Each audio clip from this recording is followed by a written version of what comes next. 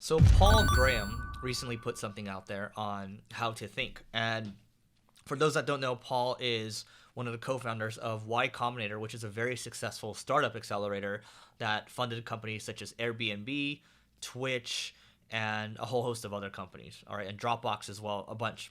And so I think this is interesting because Paul actually happens to write a lot of great essays. He doesn't write all the time, and usually when he shares something, all of tech, whether it's VCs or founders, you got them sharing it, right? Because they all want to look smart too, and that's why everyone's like, "Oh my God, this is amazing!" And I do think it's smart. I think it's smart to share something like this, and he does share things that are. Subjects that people don't usually broach, and I think it's good to kind of react and kind of check out what he's really talking about here, and I highly recommend everyone reads it. And so kind of let's go into it. And this article is called "How to Think for Yourself," or I should call it an essay instead. So let's switch over to the screen. And so just a quick introduction here. I mean, I think most people, and I've talked about this before.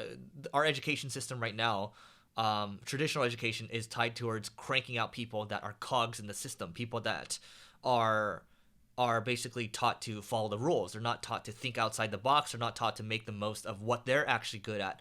So if you can't read, as an example, or it's hard for, let's say you're dyslexic, maybe it's better for you to learn through video, or you know what I mean, right? Because not everyone is the same, and we're learning that we have to adapt to help people make the most of their situation. So let's check this one out over here. So let's read it. There are some kinds of people, there are some kinds of work that you can't do well without thinking differently from your peers, okay? So to be a successful scientist, for example, it's not enough to just be correct. Your ideas have to be correct and novel. You can't publish papers saying things other people already know. You need to say things no one else has realized yet. The same is true for investors.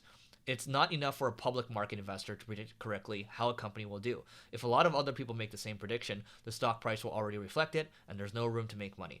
The only valuable insights are the ones most other investors don't share. See the same pattern with startup founders too.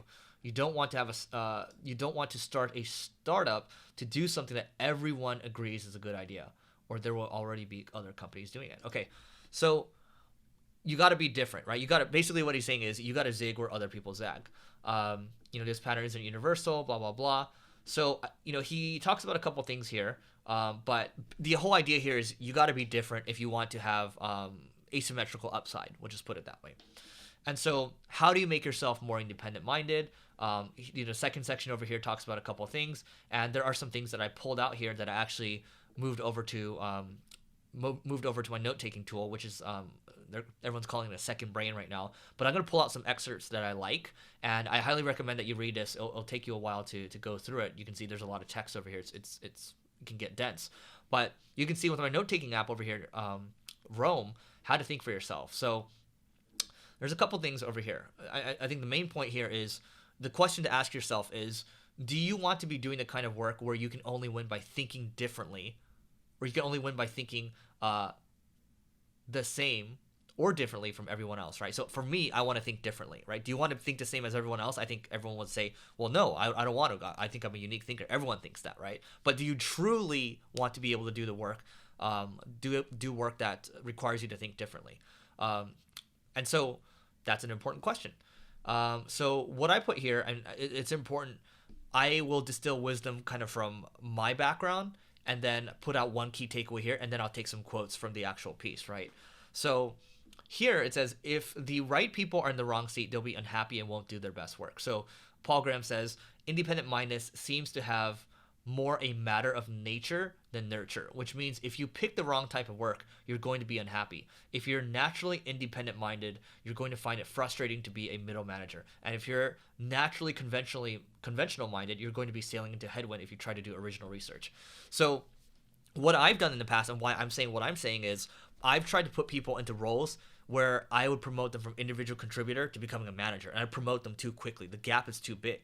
And you would find very quickly that they want to be able to do the job, so I'm unhappy, they're also unhappy at the same time, and boom, we kind of come to a head there, right? And so what I've learned is that, at least from my perspective, this will actually put me back into, oh, okay, I remember these situations. I got to make sure that we have the right people, not just the right people, but the right people in the right seat, right? And that's kind of, standard kind of culture and management, okay? So that's one thing. Traditional schools do not build independent thinkers. They build conventional thinkers so they can operate within a system because it's quote unquote safe. And so my parents always wanted me to, most Asian parents are like, go be a doctor, go be an engineer, right? That's kind of the holy grail. My parents they just wanted me to be safe. So more so like a pharmacist, right? You make 6 figures a year or something like that.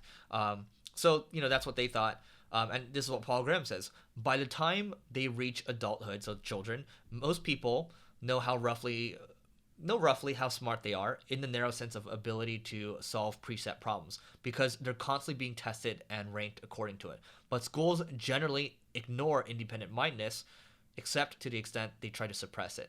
So we don't get anything like the same kind of feedback about how independent minded we are. There may even be a phenomenon like the Dunning-Kruger at work, where the most conventional-minded people are confident that they're independent-minded, while the genuinely independent-minded worry they might not be independent-minded enough. And this is exactly how I felt in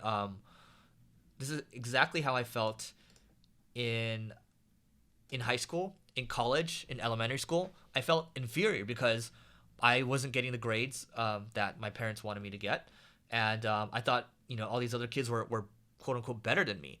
And they would, in some cases, they would even, they'd make fun of me. They do things like that. And so, I get it. I think we all have something where we've experienced something like this, but, just keep in mind, that's why I think this is a broader thing, right? So the way I'm thinking about things right now is, if there's one thing I could solve right now, some people talk about equal outcome. I'm thinking more equal opportunity, right? So we want to be able to give equal opportunities, which requires us to rethink how we do the school system, right? Which requires us to just completely reimagine how we do things. So that is me trying to think a little differently. Okay, I'm just giving you an example right now. I don't want to go too far down the rabbit hole. And I can see in the video here, my face is kind of stuck here, so I'm actually going to move it. So let's move this down over here. There we go. And so I'm going to keep going down. And, I put over here, surround yourself with bar raisers, and they'll challenge you to think more independently. So it matters a lot. This is Paul Graham talking. It matters a lot who you surround yourself with. If you're surrounded by the conventional-minded people, it will constrain which ideas you can express. And that, in turn, will constrain which ideas you have. But if you surround yourself with independent-minded people, you'll have the opposite experience. Hearing other people say surprising things will encourage you to think a lot more.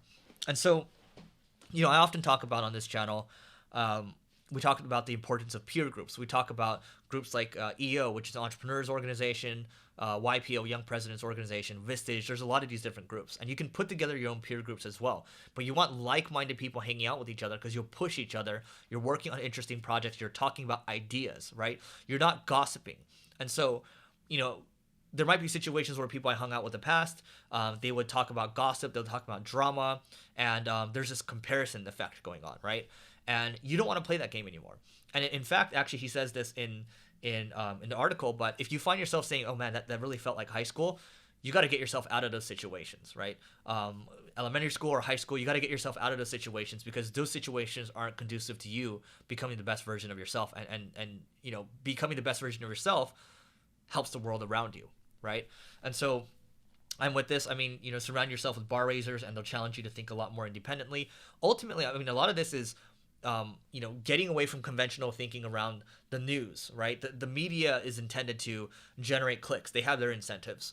And you want to get around people that are smart. You want to get around people that you admire. You want to get around people that are, again, bar raisers that see things differently than you do. Maybe they'll give you some perspective as well. Maybe you might not necessarily agree with it, but they think differently, right?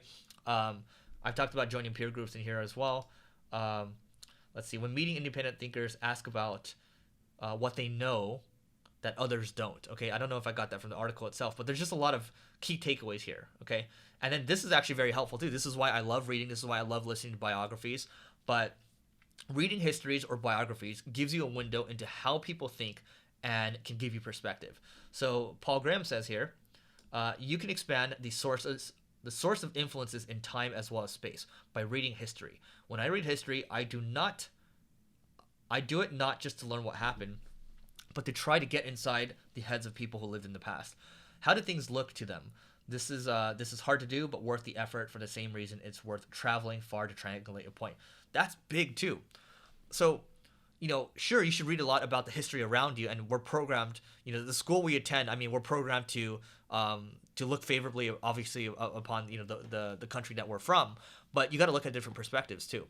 So, maybe I want to look at the perspectives of the Vietnam War from their perspective.